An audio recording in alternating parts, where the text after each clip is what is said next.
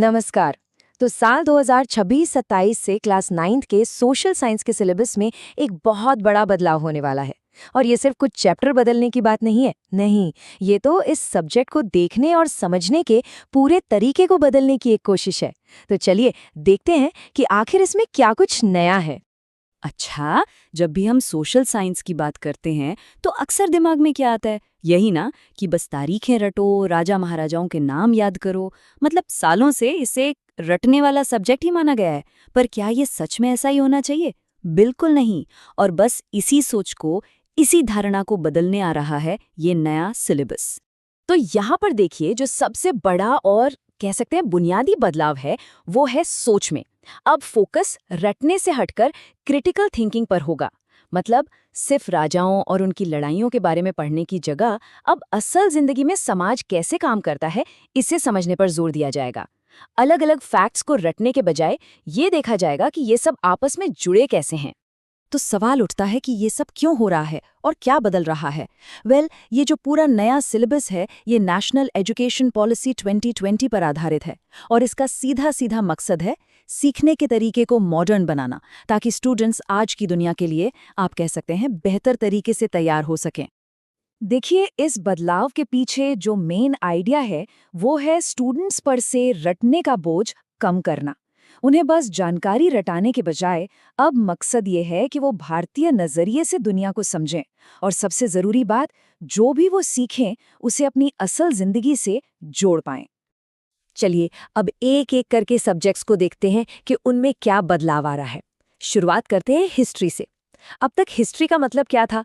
ज्यादातर राजा रानी और उनकी लड़ाइयाँ, है ना? लेकिन अब ये फोकस पूरी तरह बदल रहा है। नए सिलेबस में अब इंडियन नॉलेज सिस्टम्स जैसे टॉपिक्स होंगे। जरा सोचिए, पुराने भारत में मैथ्स और एस्ट्रोनॉमी में क्या-क्या खोजें हुई। ये सब हमारी विरासत का हिस्सा हैं। इसके अलावा आम लोगों की जिंदगी पर भी ध्यान दिया जाएगा। मतलब वो कैसे रहते थे, उनका रोज का जीवन कैसा था।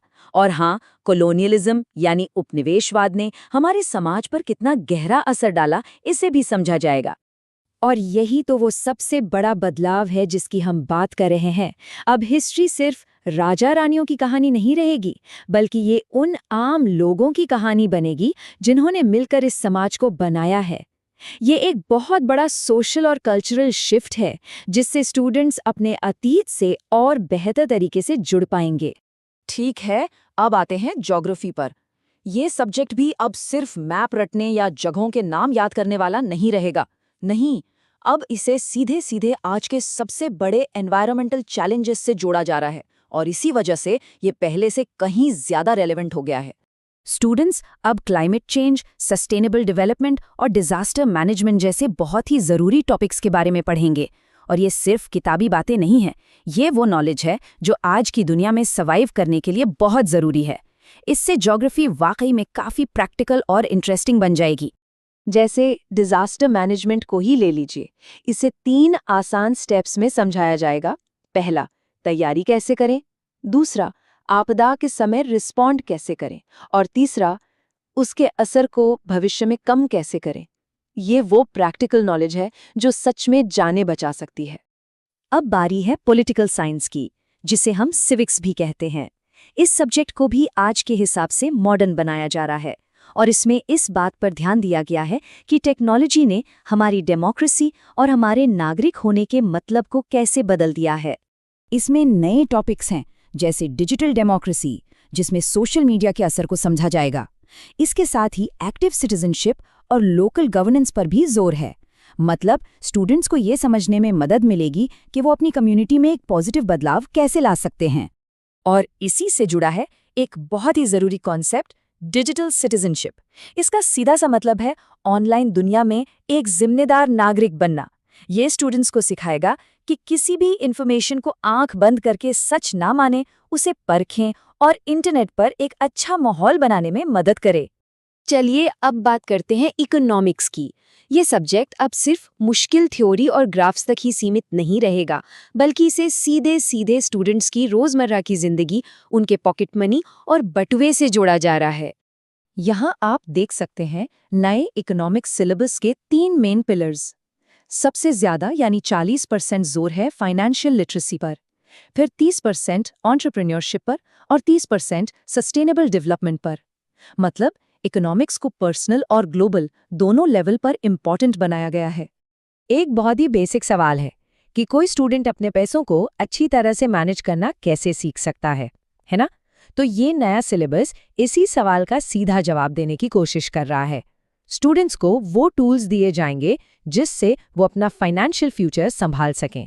तो असल में वो सीखेंगे क्या? वो सीखेंगे सेविंग और बैंकिंग के बारे में, बजट कैसे बनाते हैं, पैसे कैसे मैनेज करते हैं, और यहाँ तक कि डिजिटल पेमेंट और बैंकिंग सिस्टम कैसे काम करते हैं। ये सब लाइफ स्किल्स हैं जो स्कूल के बाद भी हमेशा काम आएंगी। अच्छा, तो अभी तक हमने बात की कि क्या पढ़ाया जाएगा, लेकिन कैसे पढ़ाया जाएगा ये भी उतना ही इम्पोर्टेंट है। अब फोकस सिर्फ लेक्चर सुनने और याद करने पर नहीं होगा, बल्कि खुद करके सीखने और उसे अप्लाई करने पर होगा। अब स्टूडेंट्स केस स्टडीज करेंगे, मैप्स को एनालाइज करेंगे, डेटा को समझेंगे और फील्ड स्टडीज पर भी जाएंगे। प्रोजेक्ट वर्क भी होगा। ये सारे तरीके उन्हें किताबी ज्ञान को असल दुनिया की समस्याओं से जोड़ने में मदद करेंगे। इससे लर्निंग अपने आप मजेदार और यादगार बन जाएगी। तो इन सारे बदलावों का आखिर मकसद क्या है? मकसद एक ही है, ऐसे क्रिटिकल थिंकर्स और जिम्मेदार नागरिक तैयार करना जो आज के ग्लोबल चैलेंजेस को समझ सकें और उनका सामना करने के लिए तैयार हों। ये सिर्फ एग्जाम पास करने से कहीं ज्यादा बड़ी बात है।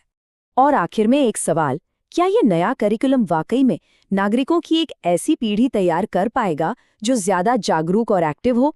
देखिए, ये बदलाव एक बहुत बड़ा कदम है। इसका असली असर तो आने वाले सालों में ही पता चलेगा।